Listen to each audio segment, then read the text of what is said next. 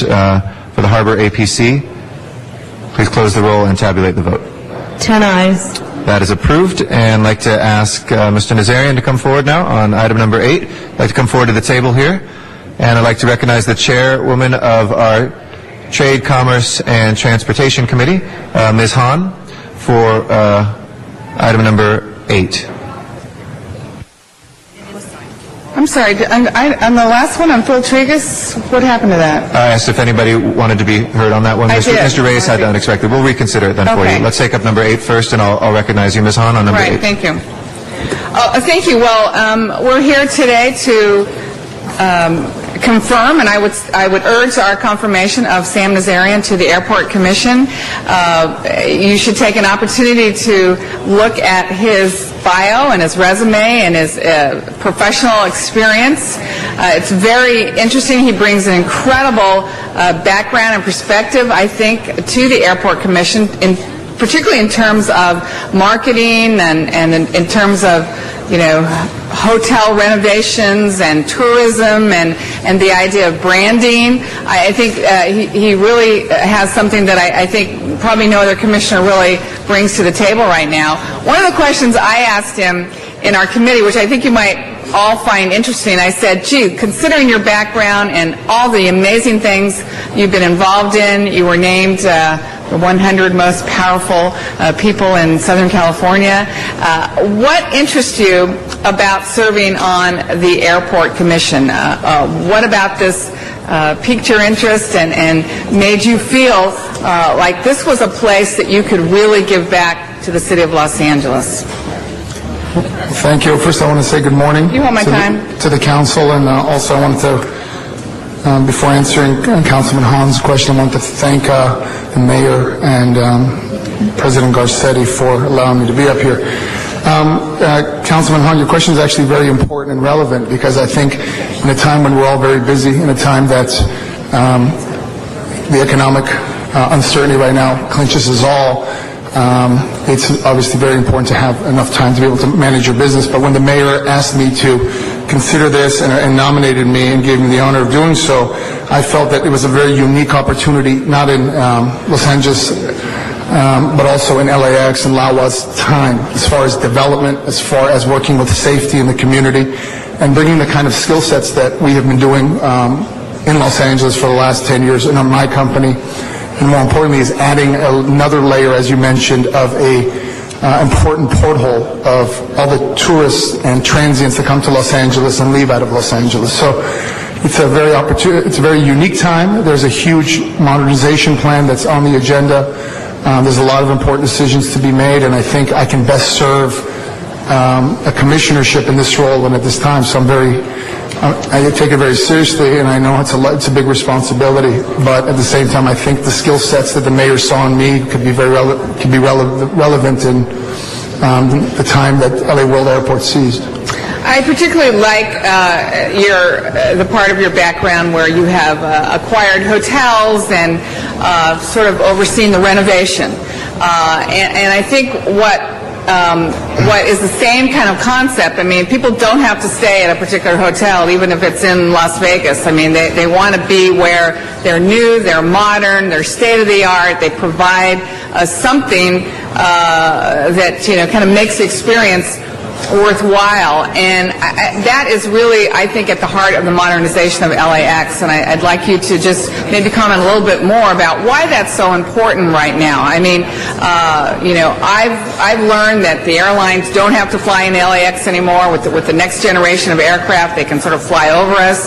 I've heard over and over from the traveling public that our airport the terminals are dilapidated, the facilities are old. It's really not a state-of-the-art airport. We've lost a lot of passengers, I think, since 9/11, certainly not all because of our facilities. But what value do you place, even in this tough economic times, what value do you place on us really pushing forward to make our airport a world-class facility? I think I agree with you, and I think a lot of people agree with you that the airport is the first thing that people see and the last thing they see when they leave Los Angeles. And being a resident here for as long as I have and helping to revitalize a lot of communities already. I think the airport needs to first act on safety in the community. Those are the two main things. But in addition to that, it needs to be competitive in the marketplace. We're losing a lot of travel right now in airline business to San Francisco, Phoenix, Las Vegas, and we have to be conscious that this is a competitive market. In addition, we also understand that this is not even though it's a self-sustained entity, LAWA needs to also bear in mind that it needs to be relevant in the city in perspective of being the heartbeat and really represent the diversity that the city has within the walls of with LAX specifically. So there's a lot of opportunities of low-hanging fruit that I've seen recently, and again, I'm really looking to learn more and be more a part of the discussions with yourself. And also with the mayor's office and the commission and the current commissioners headed by Mr. Rothenberg, who's an amazing person I spent a lot of time with, and really understand my perspective, a fresh perspective. Good. I'm glad you mentioned safety as well as the neighborhood. Safety certainly is incredibly important while we work with the surrounding communities, but safety is important. I know we're undergoing a major study with NASA on the feasibility of moving runways to make it safer, so we look forward to that report coming back. I think in December. I was up there at NASA looking at how they're actually doing the simulation of our entire airport. It's fascinating. I urge you to make that trip yourself because, of course, nothing would be worse than if we ever had a major disaster at that airport. I mean, that would certainly really weigh on whether or not people felt safe flying at that airport. But let me just end by saying, which I didn't talk about in committee, while I believe very strongly that we should be modernizing this airport, it should be a world-class airport. There's a lot we can do to improve the safety and the actual facilities. The other passion of mine is that we don't leave behind the workers who really make that airport run on a daily basis. There are so many workers. There are workforce that sometimes are invisible to the traveling passenger, but they're there to help with the wheelchairs, with helping to clean the planes, with making sure passengers have the kind of experience that really probably makes them feel like we're a world-class airport. I don't want to spend billions making the facilities and the buildings beautiful without making sure that we invest in the workers. And so we have taken a bold step to, for the first time, increase the living wage for the workers at the airport so that ultimately they will be able to have health care. And that's just something I want to have you continue to look at.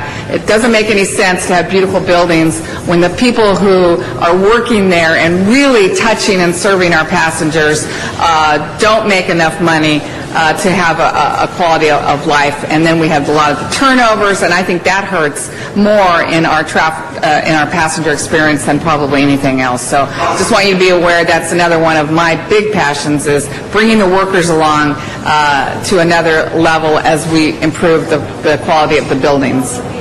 And I wish you good luck, and we look forward to your serving. I think you're going to be great, and I think you bring a really interesting perspective, and we look forward to working with you. Thank you.